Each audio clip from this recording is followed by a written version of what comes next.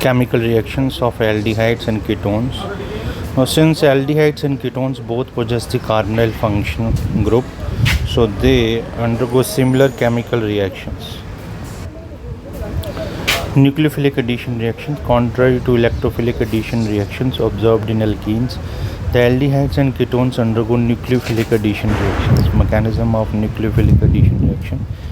A nucleophile attacks the electrophilic carbon atom of the polar carbonyl group from a direction approximately perpendicular to the plane of the sp2 hybridized orbitals of the carbonyl carbon. The hybridization of carbon changes from sp2 to sp3. In this process, a tetrahedral alkoxide intermediate is produced. So this is the tetrahedral alkoxide, and this is the nucleophile attacking the electrophilic carbon.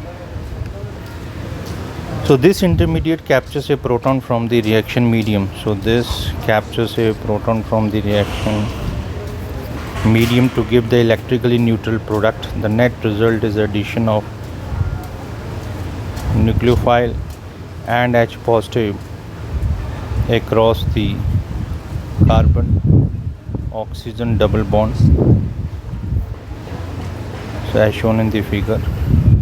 So reactivity. So aldehydes are generally more reactive than ketones in nucleophilic addition reaction due to the steric and electronic reasons. Sterically, the presence of two relatively large substituents in ketones hinders the approach of nucleophile to carbonyl carbon, and in aldehydes having only one such substituent. Electronically, aldehydes are more reactive than ketones because two alkyl groups reduce the electrophilicity of the carbonyl carbon more effectively than the former. Question is, what do you expect a benzaldehyde to be more reactive or less reactive in nucleophilic addition reactions than propanol? The carbon atom of the carbonyl group of benzaldehyde is less electrophilic than the carbon atom of the carbonyl group present in the propanol.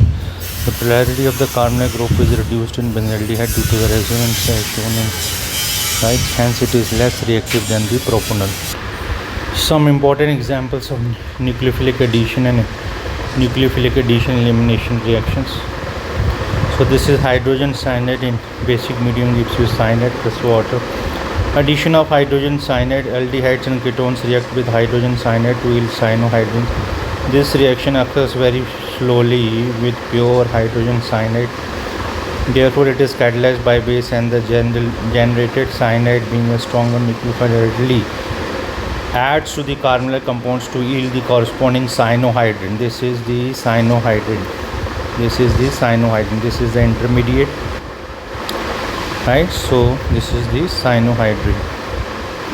Cyanohydrins are useful synthetic intermediates. So addition of sodium hydrogen sulfide. Sodium hydrogen sulfide adds to aldehydes and ketones to form the addition product. So this is the SO3H, and this is the sodium.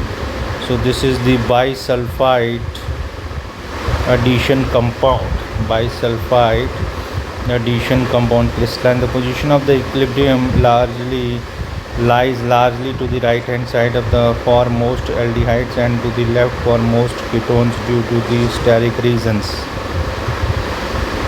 The hydrogen sulfide addition compound is water soluble and can be converted back to the original carbonyl compounds by treating it with dilute mineral acid or alkali. Therefore, these are useful for separation and purification of aldehydes.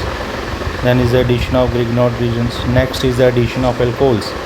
Aldehydes react with one equivalent of monohydric alcohols in the presence of dry hydrogen chloride to yield alkoxy alcohols intermediate known as hemiacetals, which further react with one or more molecule of alcohol to give a gem dialkoxy compound known as acetal as shown in the reaction. So this is RCHOR, this is the OH, and ROH one more gives you the acetal. Ketones react with ethylene glycol under similar condition to form cyclic products known as the ethylene glycol kettles. Dry hydrogen chloride protonates the oxygen of the carbonyl compounds and therefore increases the electrophilicity of the carbonyl carbon, facilitating the nucleophilic attack of the ethylene glycol. Acetyl and ketyls are hydrolyzed with aqueous mineral acids to yield corresponding aldehydes and ketones respectively. Addition of ammonia and derivative nucleophiles such as ammonia and its derivatives ZNH2 add to the carbonyl group of aldehyde and ketone. The reaction is reversible and catalyzed by acid. The equilibrium favors the product formation due to rapid dehydration of the intermediate to form C and Z. Here Z is the alkyl aryl OH NH2 C6H5NH2 and NHCONH2. So Z is the hydrogen, then it's a carbonyl derivative. The reagent is the ammonia and it forms the amine. Then substituted amine, that is known as Schiff's base. If Z is R, then Z is OH hydroxylamine, it forms the oximes. Z is NH2, it's formed hydrazine. Reagent name is hydrazine and forms the carbonyl derivative is hydrazone. Then is the phenyl hydrazine is the phenyl hydrazone.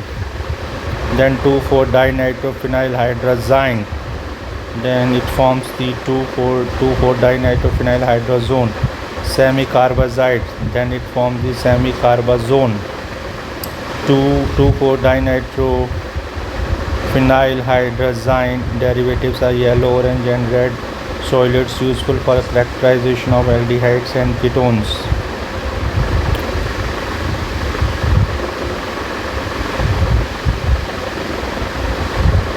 Then is the reduction. Reduction to alcohols. Aldehydes and ketones are reduced to primary secondary alcohols respectively by sodium borohydride or lithium aluminium hydride as well as catalytic hydrogenation. Reduction to hydrocarbons. The carbonyl group of aldehydes and ketones is reduced to CH2 group on treatment with zinc amalgam and concentrated hydrochloric acid, that is the Clemmensen reduction, or with hydrazine followed by heating with sodium or potassium hydroxide in high boiling solvents such as ethylene glycol, that is known as Wolff-Kirchner reduction.